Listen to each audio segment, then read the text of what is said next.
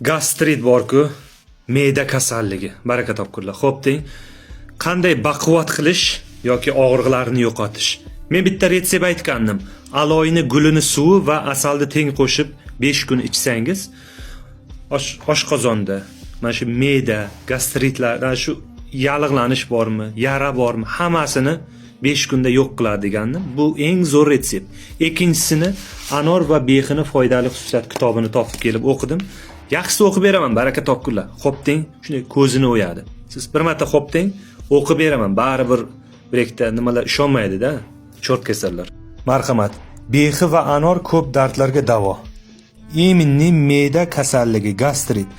Anorga yalpiz qo'shib yeyilsa, me'da baquvvat bo'ladi. Anorga turp urug'i va tovuq tuxumini sarig'ini qo'shib dimlanadi, rangi chiqqandan so'ng choy kabi ichiladi. Me'da va 12 barmoqli ichak yarasini shunday tutaman do'stlar. Bitta o'rtani bosib pauza qilib o'qib olishlaringiz mumkin. Juda ham foydali kitob ekan. G'ulomjondan foydali maslahat kanalim bor. G'ulomjon 93 Tojikiston blogeri. Kitobdan o'qib berdim. Anorda me'daga, gastritga, oshqozonga qanchalik foydasini o'zingiz ko'zlaringiz bilan o'qib oldingiz. Ixlos bilan, yaxshi niyat bilan qiling. Allohim hammalaringga shifo bersin. Baraka topkurlar. Xo'p deng.